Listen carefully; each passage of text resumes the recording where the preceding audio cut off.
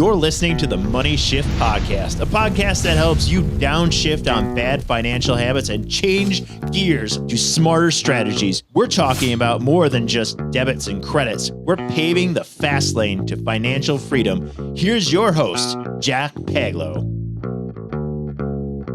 Hey, everybody. Welcome to the Money Shift Podcast. I'm Jack Paglo. I'm here with Eric Jorn. And today we're going to be talking about how to prepare your financials if you're thinking about selling your auto repair shop. Now, this has come up a few different times recently, and we see a lot of owners who are amazing at running their businesses. It's their life, but maybe they haven't really thought about how their books look to a potential buyer. So today we're going to be talking about why financials are such a critical part of the sale process, what are some non-negotiables, common mistakes, and red flags, as well as how to get your financials sale ready. So that being said, Eric, I think in kicking this off, trust and transparency are always going to be crucial for somebody potentially buying a business. So why do you think clean financials matter? Yeah. Well, a couple things matter, right? Financials and tax returns. Tax returns are kind of the truth teller. You can exaggerate a financial statement, but people aren't going to file a tax return and pay tax on phantom income. So that's why you really need both, because they're checks and balances for each other. But the financial statements, right, they really tell the detailed story of the business. We actually are working with a shop owner right now as an interested buyer for their shop, but they don't have financials. So their deal is actually held up until they get a set of financials done. So they'll just start with basic, right? I don't have financials at all. Your business is largely unsaleable at that point if you don't have any financials. And how often do you think, a shop owner might find themselves in that situation versus having actually done their due diligence, have the prepared financials ready to, kind of kick off, looking for a buyer, looking to sell their business? Yeah, that's a great question. I mean, I really think there's probably three stages there, right? You have, sellers who may have zero sets of real books or financials. You might have some that have, some set of books or financials. Maybe they're doing it themselves in QuickBooks, or they're using a local tax accountant, a tax preparer to kind of help them with it. And then you kind of have the third tier, which are what we call sale ready financials, meaning, hey, I'm ready. I'm working with a buyer. There's clear indications on how I can calculate what we call seller's discretionary earnings. That's going to be the most common way of calculating what we call cash flow for a shop. So normally you start with that. Now, if you have, say, maybe your bottom ground or your middle road set of financials, they might be loaded with things like one-time expenses, personal expenses from the owner. Things might not be reconciled or handled properly internally inside those books. So we can really start deviating the total cash flow of what that business is generating. And let's just do an example. Say you have a shop that's worth, we've come up with the what I call the risk multiplier. So you'll hear what's thrown around, EBITDA times a multiple. So let's break that down. We'll start with EBITDA. EBITDA is earnings before depreciation, amortization, taxes, and interest. I think I said that out of order, but you'll get the gist of it. So that's EBITDA, right? And effectively what we're looking for is what's operating cash flow. Right. How much money, how much profit is the business generating from its operations, not from investing activities, which is interest, depreciation, and amortization. Those are investing activities. We're investing into the business. So for all intents and purposes, that's essentially operating income. Obviously, if some of those things aren't pulled out correctly, maybe not full operating income, and then we're looking at that risk multiplier you mentioned. I think depending upon the industry, it's going to vary widely, but specifically for the auto industry, that it could be anywhere between, 2.5 to maybe 4.25 times that EBITDA number is what you're saying. Yeah, and we're in the day of age of private equity madness that's happening, and we're seeing multiples as high as 10x. So It's really the wild, wild west. Now you're talking, large shop groups of 5, 10, $20 million different arbitrages that command that type of multiple. So you got to be careful with that. But yeah, so what are the things that drive multiples?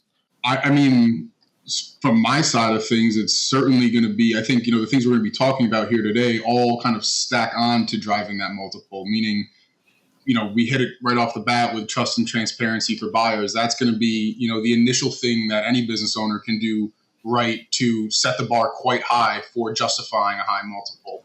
Then it kind of leads down into, how prepared are your financial statements? Like you said, are they sale ready? That's going to drive more confidence. That's certainly going to allow you to justify a higher premium. Are things like ad backs taken out? I'm sure there's a whole host of other things that, anybody looking to buy a business is going to look at too, whether it's KPIs, the revenue mix, whether it's primarily, fleet work versus, random one-off occurring revenue versus repeat customers. I think there's a lot that is really going to play into that. But what are some of your thoughts there? Yeah. Yeah. The owner effect's a big one, right? I unplugged the owner out of the equation. How does my business still operate, right? Is everybody running by documented SOPs? Do I have layers of management staff? Right? Again, we're talking risk multiple is what we're talking. So removing the owner and everything kind of crumbling apart, that's a big risk multiple. So that's going to be the number one, right? Have you built your shop in a way that you can exit and nobody has to be plugged in? That's an interesting phrase too, if you think about it from, the actual terminology risk multiple. Is it fair to say that there's almost an inverse relationship between the multiple that you're going to get for EBITDA and the amount of risk that the potential buyer is going to have to come in and play with, and that's where that comes from? It's pretty straightforward. Exactly. And that's why, do you own the real estate is another one, or length of lease, right? If you have a great long lease with good lease options, that helps. If you own the real estate, that's even better. Right. Because that's a risk. That's a risk factor is, hey, can I continue to operate inside of this brick and mortar? And now, obviously we're getting into the weeds a little bit here, but from, I think a lot of shop owners will own the real estate and then rent the real estate to themselves. That's a very common practice. Obviously, it's going to be circumstantial. Many shops will have a true landlord and have to pay traditional rent.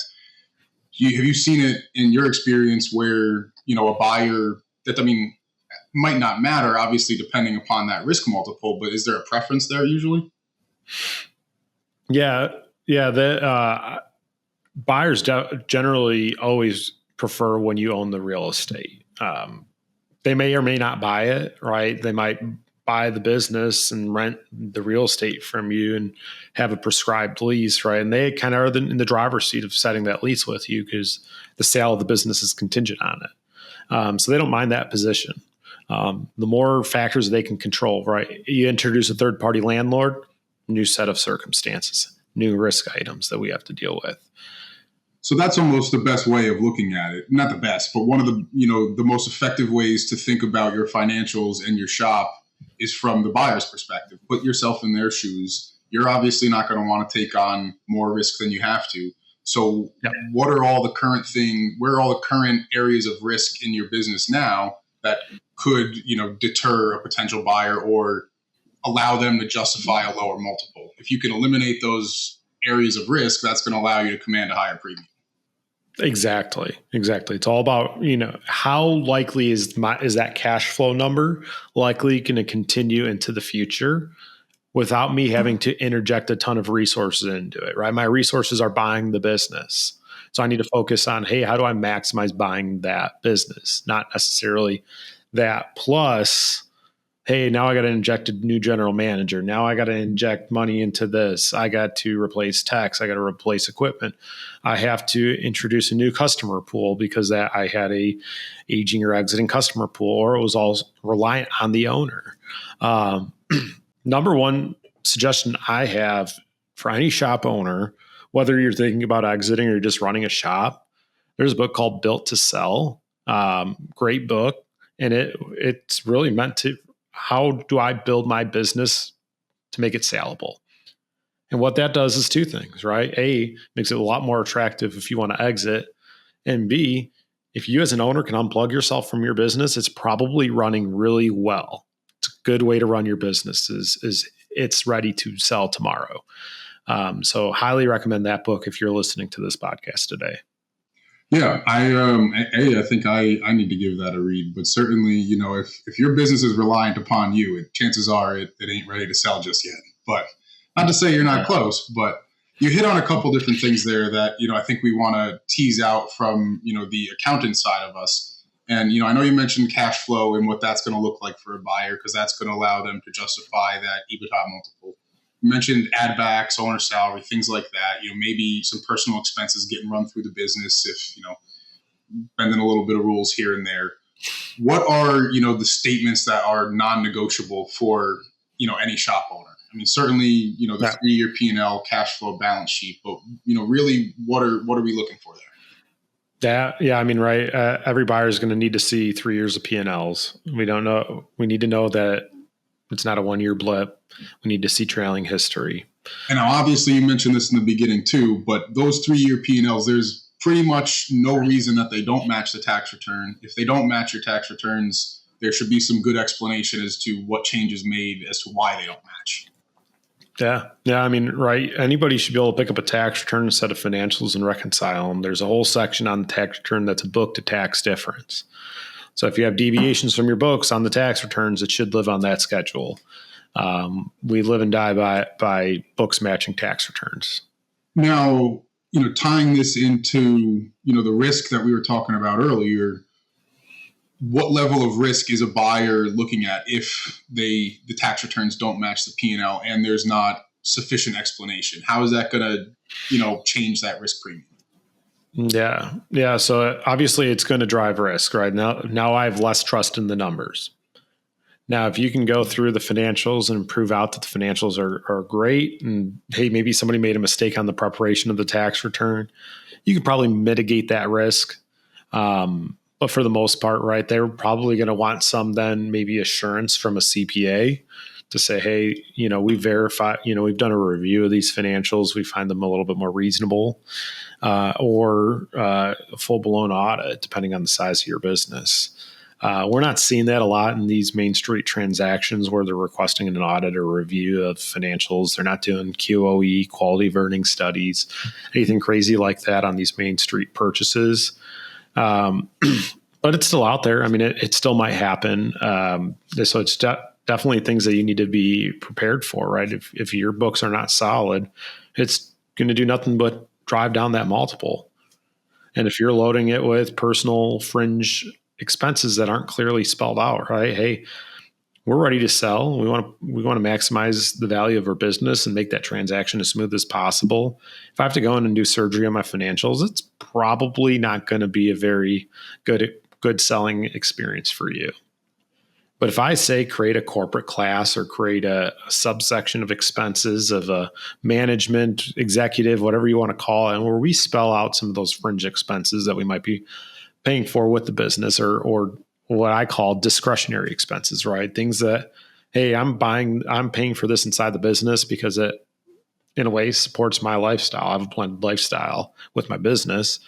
But if I have a big corporation come and buy it, an investor come and buy it, they're probably not incurring those expenses, right? They plug in a general manager to run the business. They might not incur those. So we need to subtract those out so to get that real operating cash flow number. And I think that's where, working with a professional that is familiar with the space that you're in is going to be the most important thing, because they're going to be able to have this prepared along the way and then be able to back it up when you get to this point. So you're not going to be, scrambling with your hair on fire, trying to get all this stuff organized last minute with somebody who may not be as familiar with, your particular circumstances as a seller. Absolutely. Now, I think that's, it's an easy mistake because, again, most business owners that we work with are obviously wearing multiple hats is an understatement. So usually getting to this point, they are coming to, a firm maybe like Kaizen with their hair on fire. But so that's an easy common mistake. But what are some of the other, more traditional mistakes that somebody might get themselves into during this process? Yeah, they can get there's so many mistakes you can get into it, right? Waiting till the last minute. I mean, that's the biggest thing. We should be talking 5 years out, right? 5 years out's the minimum. You should always be prepared to sell, right? I referenced that book. We need to clean up those personal expenses. We need to make sure things are reconciled properly. We need to have a clean balance sheet. We need to be able to trace the cash flow of the business. All those things come from a clean set of books. And it's the number one thing. I was going to say, as you're talking, I think that's the resounding theme in my head. Is at the end of the day, all of this is just doing the owner's due diligence from an accounting perspective on the business. It's none of this is rocket science if the little things were done correctly from the very beginning. But that's usually the downside of having to run a small business and wearing multiple hats. Is you don't necessarily know the right things to do from the beginning. Maybe you learn the right things to do over time, but it's hard, changing those processes. That's even more work from there. So you get to this point where, multiple little things are kind of stacking up, and then all of a sudden that might indicate a red flag for a potential buyer or make them hesitate, that sort of thing. Or maybe Absolutely. Not hesitate, but at least allow them to justify that lower risk multiple we were talking about, and then you're not going to get an offer you're satisfied with. Exactly. Can't keep your eye off the 8 ball.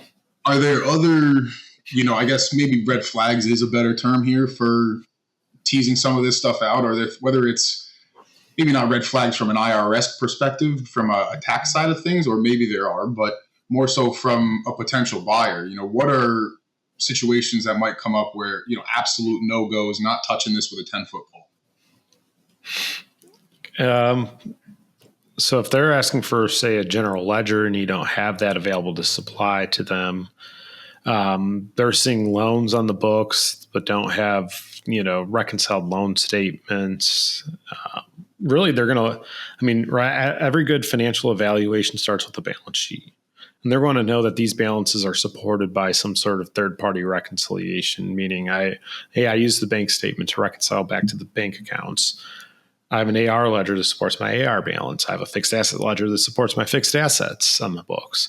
If I have debt, I have amortization schedules or loan statements that I reconcile back to and make sure interest is bifurcated from my monthly debt service payments.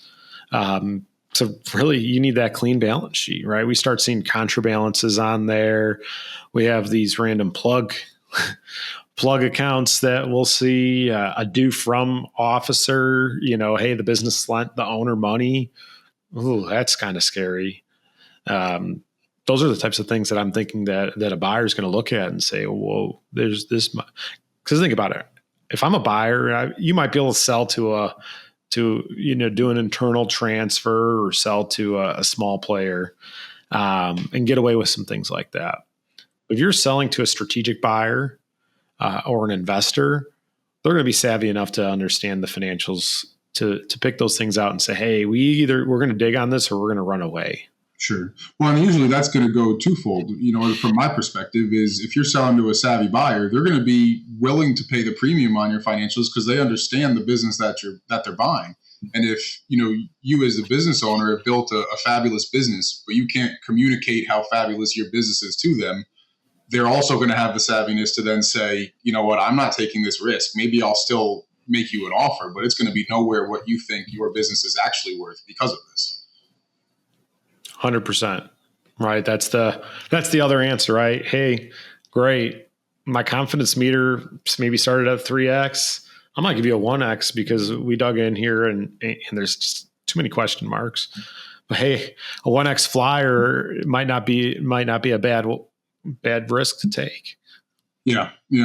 And, at the end of the day, people, you justify risk in all sorts of ways. And at the end of the day, you mitigate the risk by the price you're willing to pay. And, maybe it's a 0, maybe it's, like you said, a half a, percentage point of that risk multiplier, whatever it may be. But, I think there's obviously a ton that, any shop owner can do to make sure their financials are cleaned up, going through and making sure every, financial transaction down to the penny is accurate is way probably more costly than it's worth. I know we harp on that all the time.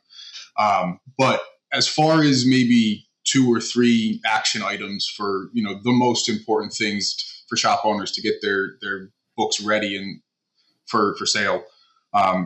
We talked about cleaning up the P&L and removing, or adding in add backs, removing personal or one-time expenses, certainly, the management class and accounting for that or not accounting for that, depending upon how it's handled. I threw a lot out there, but what would you say are the top 2 or 3 most important things beyond that? Yeah. I mean, right. Basic reconciliation's done. Does our cash tie out at the end of the day that we have in the bank accounts? That's going to be the number one thing, right? That healthy balance sheet. Again, you said not reconciled down to the penny, but reconciled in general, right? If we have to write off $1,000 on a $2 million shop, that's not going to influence my decision making. But if I have a set of financials that aren't done, that's going to influence my decision making. So let's keep what's important in mind.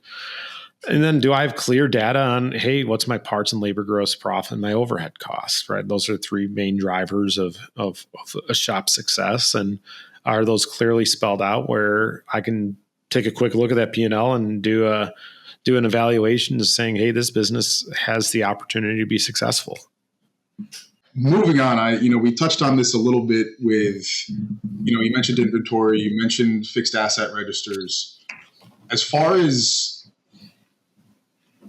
handling that side of things from a business, this might totally pertain, but when you have your assets on your balance sheet, maybe you have a couple of lifts, maybe you got a couple loaner cars, you're traditionally the depreciation that we're seeing on the balance sheet that makes its way rather to the P&L is tax depreciation. We're trying to maximize a client's tax advantages. Now, when a business is going to come and look in that P&L and look in that balance sheet, how are they going to be able to effectively communicate and verify, their inventory and their equipment for something like that? Because obviously, they might have fully depreciated, most of their fixed assets, but there's still some value there. I think we're getting into a tax versus book value conversation. But, at what point does that become worth it? Or at what point is it just a fixed asset register that they need to have to, accurately communicate some of the value that might be there? Yeah. So the tangible value of the physical assets really matter from a tax standpoint. How do we do an asset allocation once we make a decision that we're going to do this transaction? Meaning, what part is blue sky, goodwill, intangible assets, and what percentage are tangible personal property, furniture, fixtures, equipment, tools, etc. From a how I value my business standpoint, unless you're liquidating, the street value of those assets don't really matter. Remember, we're buying something that drives cash flow. Now, maybe we might want to go in and do what I'd call a CapEx study, a capital expenditure study of how much of this stuff do I got to replace. But as far as market value of my tools, my machines, my whatever it may be, unless it's translating into cash flow for that business, the value is kind of worthless. Are there maybe strategic plays, right? Do you have an ADAS set up, ready to go? Okay, maybe that moves the needle some. But at the end of the day, buyers buy because of cash flow. It doesn't matter what you have. It matters how much cash flow it generates. You did say a fancy $10 word in there that I think us accountants love that I want to circle back to. But before that, I think this is a common theme in at least some of the classes that you and I have been a part of in some of these conferences. But more so, people I think do have some misunderstandings around the tax versus book depreciation. And while they think there might be some value in those assets, I think they're not fully understanding the buyer side of that and how that really ultimately doesn't matter to the valuation of their sale, despite having, a whole list of fixed assets and that are ready to go for a business, other than the ability to further generate cash flow. Now, going back to that term goodwill, I think, it's easy to nod your head and say, oh yeah, I think I understand that. And I've heard that thrown out around. And, It's the difference between, the additional value on top of the business that you can't pull out of, or something like that. I heard maybe once, I can't really remember. But, for the less than savvy business owners that are out there, not that sounds like an insult, but, the people who have heard that term, but maybe aren't fully confident in what it actually means from a brass tacks perspective. What's goodwill, and what are some of those other terms that you might expect to hear in this type of conversation? Yeah, that's a great point. Goodwill. What is it? It is the value of the business name, your client list, your SOPs, your employees, your unique processes, your data, all these things that aren't physical tools. So essentially, hey, I'm buying this business for $500,000. We've identified that street value of all my furnitures, fixtures, equipment, tools, computers, and all the tangible items is $100,000. But I'm still willing to pay $500,000 for this business because it generates enough cash flow and has enough risk protection for me to be comfortable with that. Well, that remaining $400,000 ends up going into a large bucket called goodwill. Now, you might sneak something in there like some value for a non-compete or something along those lines. But for listeners' purposes, that's all negotiated within the attorneys. It's that intangible value of the business, right? The name, reputation, brand, your systems, processes, people, all those things coming together create goodwill. What is the engine that generates these profits? And at the end of the day, most business owners, I think, is the goodwill, the real tangible stuff that they, beyond the actual finance of the business. That's what they've been working so hard for, and that's how they built their business. And that's sometimes the hardest thing to quantify, but to them is often the most important thing. So obviously it's hard to put a price tag on some of that stuff, but the more you can get, the more your branding is on point, the more you've really gotten your culture and your employees dialed in. All those little things still translate back to that risk multiplier, and that's how you value that that invaluable thing, essentially. Yeah, let's be honest, right? What shop's probably going to be worth more, the one with the dialed-in systems and processes, or the one filled with Matco toolboxes? Yeah. It's funny. The whole time through this thing, it's like, as somebody who's always looking at Carfax reports and looking at vehicle history reports and whatnot to figure out, hey, would this be a fun car to buy? Is this a smart decision?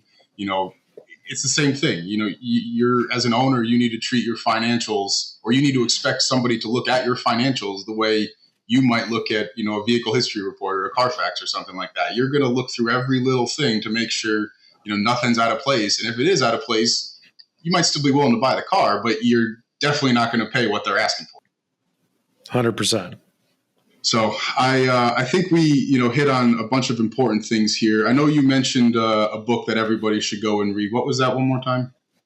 Built to Sell by John Warlow. And certainly as you're entertaining the idea of selling your business, or just trying to understand some more accounting, you really don't want to do it yourself on your shop sale process like I'm currently doing with my engine swaps.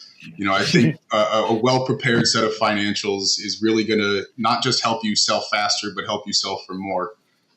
So again, this isn't something necessarily to play around with, especially if it is out of your comfort zone. So don't be afraid to reach out to, a trusted professional, whether that's Kaizen or somebody else. That's, the best way to ensure your financials are sale ready. So thanks again for joining us today, and we hope you enjoyed the very first episode of the Money Shift podcast. Thank you so much. We're looking forward to hearing from you next time. You've been listening to the Money Shift podcast. Make sure to subscribe and share with someone who needs a little shift in their financial life. See you on the next stretch of the road.